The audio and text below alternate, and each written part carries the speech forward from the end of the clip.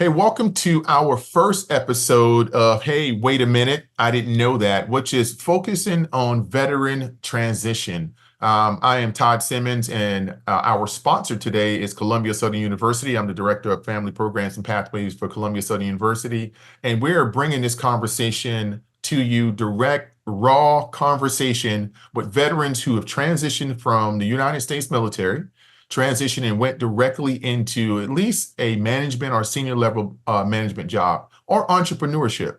And what this is designed to do is to have these honest conversations for people who have transitioned and tell you a little bit about how they did it, some skills that they did backed up, years before they ever transitioned, and things that they did after they transitioned. Because if we're being honest about the conversation, we all know that transition is it's a difficult path. It's a difficult journey for some of our teammates out there. And the more conversations we can have around this from people who are actually living the experience today, better. Hey, Edmond, I welcome you to this first episode. I appreciate you being flexible and coming on and having this conversation with a lot of our teammates who I'm sure is going to find so much value from it. So I'll let you introduce yourself to everyone.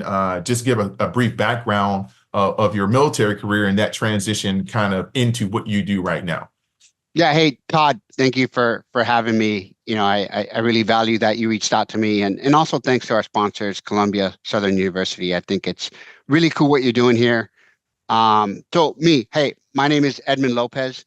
I'm heading on 6 years at Capital One in McLean, Virginia, where I bridge and empower our Capital One customers and associates by providing multilingual servicing for what we call an industry limited English proficiency, as well as caring for our ADA customers under Title III. What that really means, and that's more like business ease, different language. I lead two enterprise programs. One of them is called Enterprise Language Accessibility, the multilingual servicing one. And the other program is called Services Customers with Disabilities. And then I also am part of the governance structure within those two entities across Capital One. We're not just credit card, we have banking. I mean, the term at Capital One is we're a tech company that happens to do banking. So there's a lot that we do at Capital One, and really fortunate to be in that field. And you talked about transitions. I didn't start out with all that, but my transition was key because after what I refer to of keeping the world safe for democracy for over 2 decades, I retired as a Special Forces Sergeant Major. And now I turned into a part-time domestic engineer and a private Uber dad driver. So I got some mad skills when it comes to prepping some lunches. Yeah. And really, I got to live my dream of being in uniform and that duty to serve, and really loved it. I got to live and do what I wanted to do when I grew up. And now that transition brings that reality of, hey, this is what, it's like to be a civilian in that transition. Yeah, man, I appreciate that. And I know we can spend the next 2 hours talking about your background. I remember when we first met, for the audience out here, we're both in the Bush Institute fellowship, and that's where we met.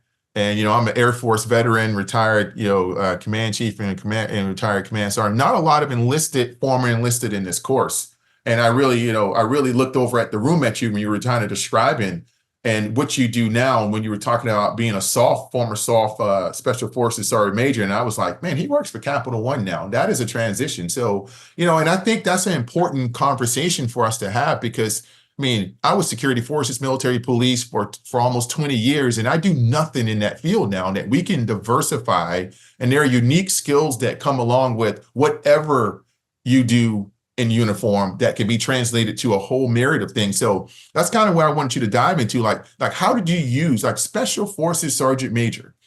How do you use those skills to transition into what you do today? Like, how did that come about? Like, I have these soft skills, I've been doing all these things, and it's really not what you do today, but what are those skill sets that you leaned into as being a Special Forces Sergeant Major that really help you today?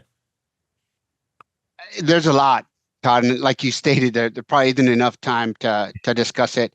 What I will say, and I was in a joint environment, right? So, and what I mean by joint, not just like inter service, but multinational joint operation. And the Canadians were saying their goodbyes. I got to be in Afghanistan at the first kick off of it and really got to do some cool stuff there, especially being really young, right? So young, I couldn't grow facial hair. And being in Afghanistan, that's, kind of awkward. But I state that because they said something that resonated and they said, hey, look, the American military is very unique where you guys plan for everything. Right. And we do, like, we try to plan for everything and every risk that could be out there, the risk identification and how we mitigate that. I always like to say that in a lot of environments, we have what's called four plans, right? The PACE plan, primary, alternate, contingency, and emergency. And I bring that up because that foundation is really how I approach this, right? One, the contingency planning, but the key word being we plan for a lot, Yeah. right? The greatest planners in the world, and I don't remember which leader said it, it might have been one of the Department of Defense secretaries, stated that the best planners in the world are DoD. If you think about it, we are, like, it's ingrained in us. How do we get from point A to point B? I mean, even if we're going to the range to do whatever, or we're doing PT in the morning, physical fitness, like, we're planning, all right, hey, what time are we waking up? We're backwards planning. It's ingrained. And as I looked at that, this was no different, Todd. When people say you get what you put in, I was lost, right? And just like I went to any school, I got to go to a lot of cool schools, and you get your intel, right? That's part of it. And what the intel in that example would be is my network.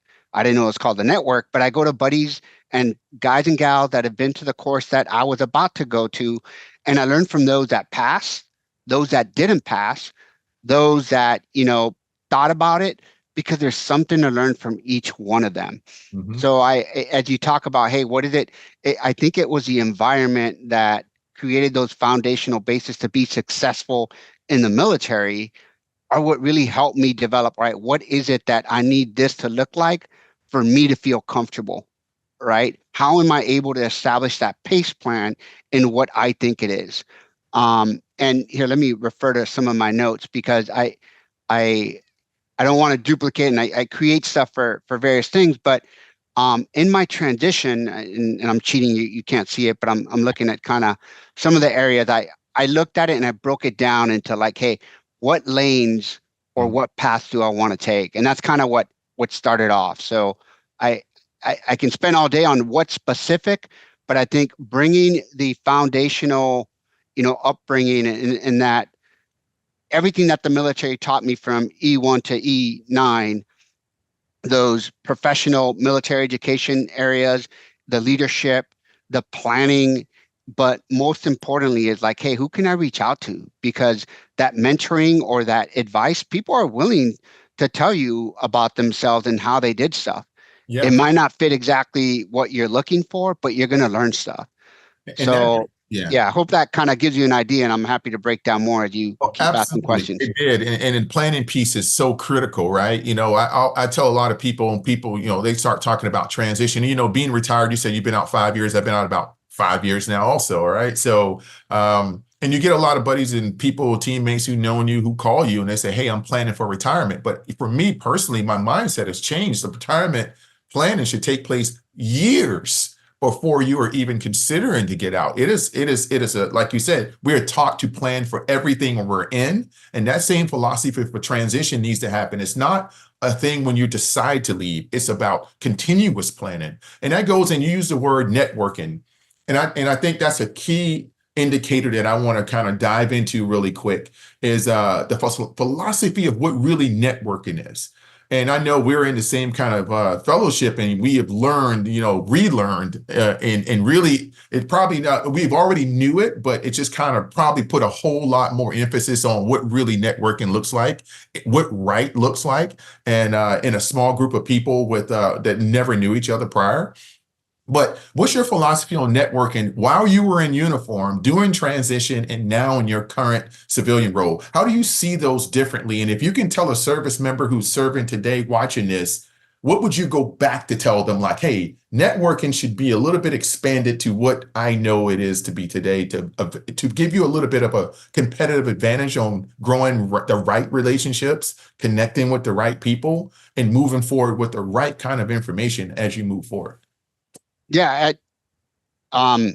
Look, I was involved in a lot of areas where my decisions and what I did resulted in whether I lived another day, Mhm. right? It was either me or my service members.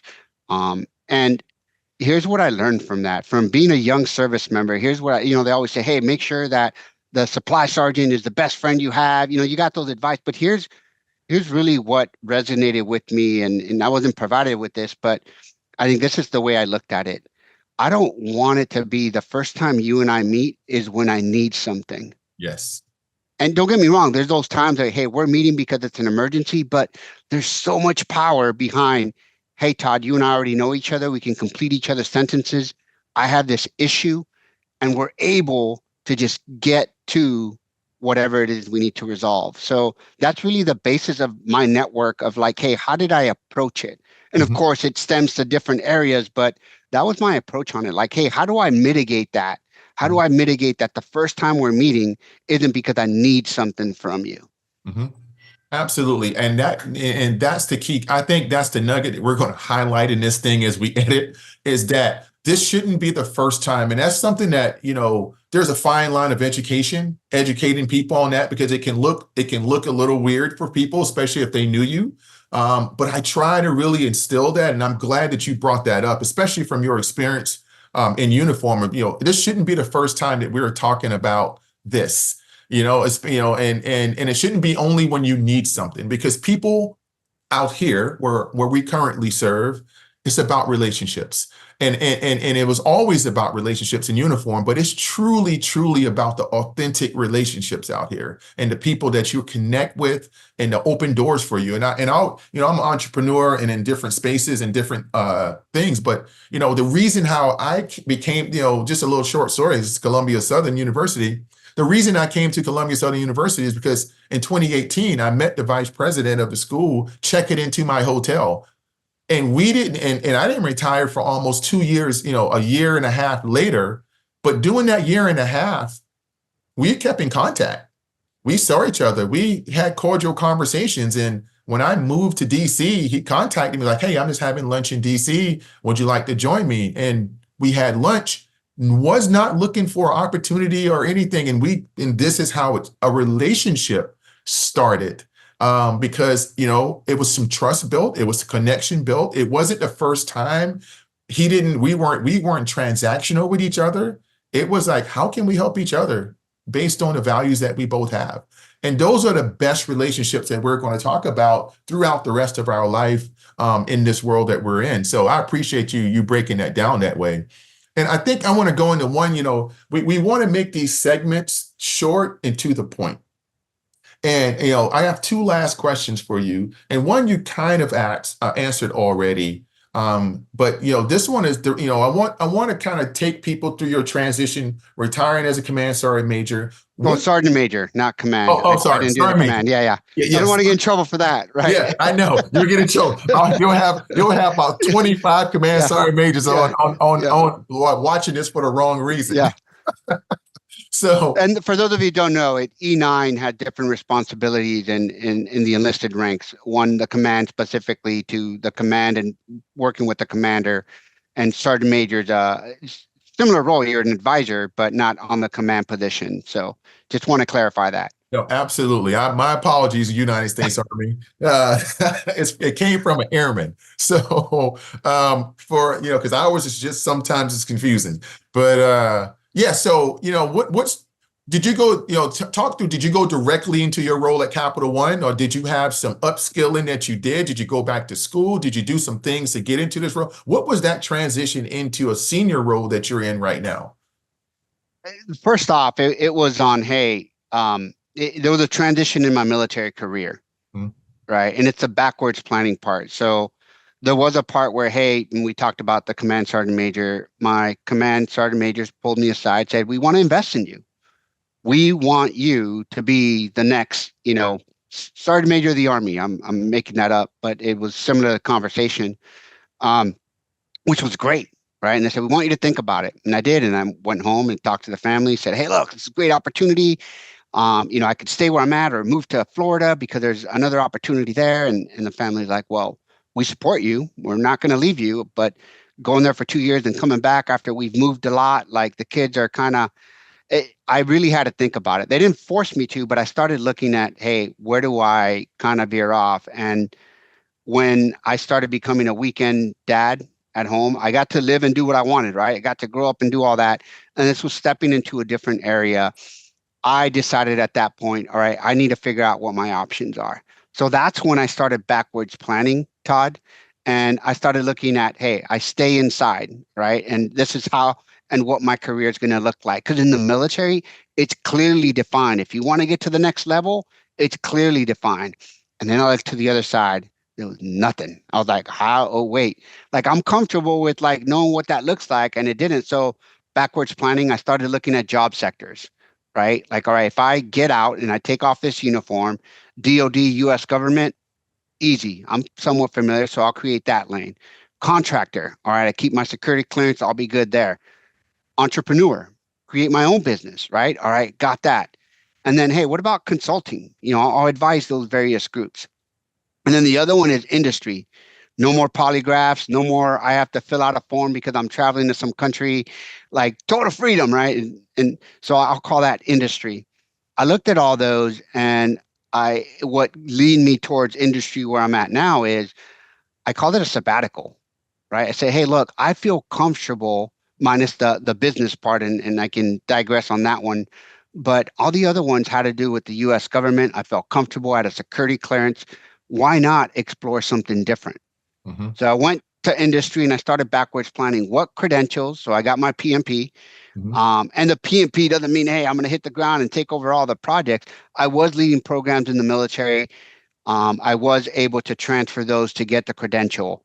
And I was doing it, but in a different way and flavor than what industry would expect. The fundamentals are there, but what it allowed me to do is transfer the military DoD jargon into what industry calls it, right? The agile planning, the Kanban, stuff that I wasn't familiar to in the military, because I'd be like, well, brigade op order or, whatever con plan. Like I was able to do that in the military, but I didn't know what that transferred over to an industry. So that's what started breaking kind of the ground. I started looking at roles within industry that I could bring those military experiences and not lose those foundational learnings and still apply it in industry. Ironically, it went into the risk mitigation area. So I started looking at risk management, started backwards planning. I've been to embassies where I created comp plans and did all kinds of stuff. And so I was able to kind of take those foundational bases and try to transfer those. And I went through my own discovery stage, and I'm grateful to skill bridge programs Mm-hmm. like Your Grateful Nation, which is now Special Operations Transition Foundation, Hiring Our Heroes. There was a lot of areas that I reached out to a network to figure out, hey, what does that path look like once I decided? And that's how it started opening doors along with my network.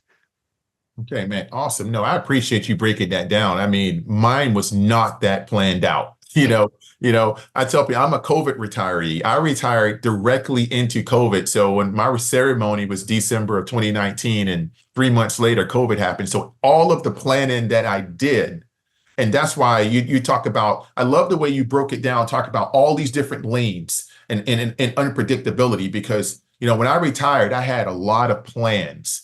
And COVID shut the world down, changed the nature of work, changed how people employed people. So I had to retool my entire plan. And I took 120 days to do that. And I tell you, it was actually really good because it stretched me and it challenged me like in environments that I had to be challenged in when I was in the military. So those skills really came to play like, okay, this is an unpredictable environment. You thought you were going to have all this support. You thought you were going to have all this resources, and you don't. What do you do? And I approached it that way. I'm like, okay, so what do you do? And I reinvented my entire plan. And I tell people now, what I'm doing today in the myriad of things I'm doing today probably would not be any of the things I was doing if the world stayed normal. And I absolutely Yeah. find the greatest purpose in my life today because of that abnormal planning that I had to do. I had to now become a 40-something-year-old person who understood work now different, that you can have multiple things that you do. It's not just the 9 to 5. and you just don't go in and you get one vacation. And I had to do that because the world required me to do that at the time in 2020. And after, I just fell in love with it. It gave me flexibility. It gave me a sense of purpose. It gave me an opportunity to dive myself into different opportunities. So I love the way you talked about that. And for those of you who are listening to this, you have to plan. That's what you can take away from this entire conversation. And your plan has to survive contact, and it may not survive contact. And if it doesn't, you have to maneuver to do what you got to do. Yeah, And no, that's a great point. Survive contact, right? One at the home front too. mhm, Like, yeah, hey, Edmund, your sound's plan. Let me tell you, it didn't come that easy, yeah, right? My wife and I were frustrated, right? I was yelling at the kids. yeah. I was like, hey, maybe I will pick up that offer to move on and do something internally. It wasn't as straight of a narrow path, and those challenges came. Unfortunately for me, it wasn't COVID. You know, I can't imagine navigating that, Todd. But I think that is one thing that I would add to, hey, what can you transfer? And that ability to navigate the battlefield regardless of what it throws at you. And I think that's one unique part that is overlooked sometimes with service members and more on the enlisted side, right? Mhm. We're reacting, not proactive most of the time. So Absolutely. Hey, I appreciate this conversation. We always close up. What we came up with this one question that we close up was why we named it this, right?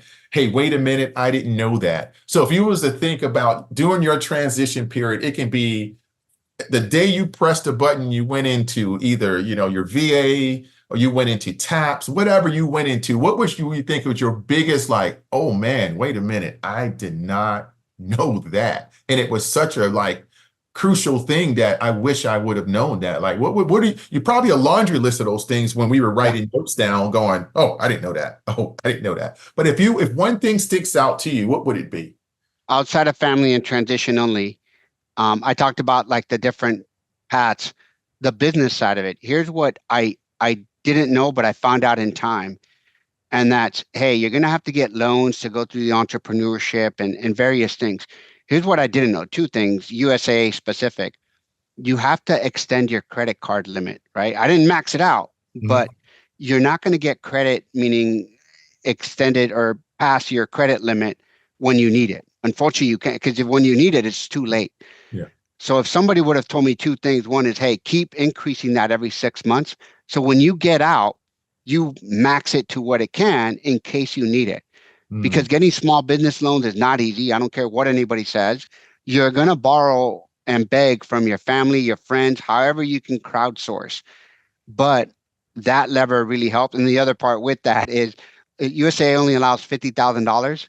Mm. So if you have like five credit cards, two or one, once you hit 50, you're done. So find out what each financial institution does.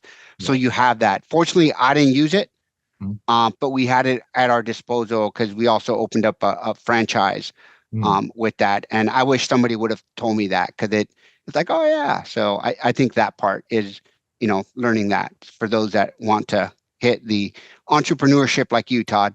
Yeah, absolutely. We can have a whole nother 6 episodes on that. The things, hey, wait a minute. I didn't know. I could just sum it up. Hey, wait a minute. I didn't know anything I thought I knew. And and the unknowns, right? And you navigating that. So no, I appreciate that. And that's a great nugget for folks out there because yeah, I remember going to a small business class and they told me, hey, to do what you're trying to do, make sure you have, this multiple six figures in capital on hand. And I was like, okay. Didn't know that, didn't know that, I may not get paid for some of the work I'm going to be doing for 7 to 8 months because of the way it's structured. So those things, and, we got through it and luckily, we were able to do it without the loan process. But like you said, if I needed that capital, my business would have been dead in the water. So I appreciate that. Hey, ladies and gentlemen, I'll give you the last word before we outro. Edmond, I appreciate this. I know we're going to see each other next week. I tell you, I appreciate you coming on. I think what you have told people today in this short amount of time is helpful. And if anything, how can people reach you on LinkedIn Yeah, or I'm LinkedIn, hit me up, just say, hey, saw this posting, happy to pull up, make time. okay. We don't know what we don't know. And at the end of the day, look, everybody's journey is different. You have yours and nobody's going to give you anything, Hmm. right? So it's okay not to be okay during this part. It does suck. It's easy from this perspective right now where I'm at, but I'm telling you, this smile wasn't there. Oh So, yeah. and that's okay. I appreciate that, man. It's that, and I echo that too. I spent 4 months eating Oreos and gained 17 pounds trying to figure out my life.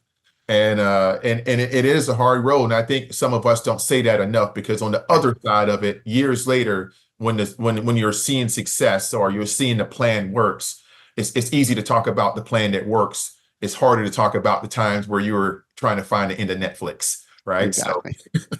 so, hey, Edmond Lopez, ladies and gentlemen, retired SOF, sorry, major, now senior manager, enterprise language accessibility at Capital One. He is what we call a success in all rights of success because he's honest, he's true, he served, and he's now still serving. So, from all of us at Columbia Southern University, we appreciate what you have done and that you're still represented in such a large company for folks to see what our veterans do out in society and what we can do. And personally, for me, as a retired enlisted member who knows that our hundreds, probably millions of enlisted members out there now, but the hundreds of thousands that are going to come from this new generation out into the workforce over the next 5 to 10 years, that there is a place for them if they plan.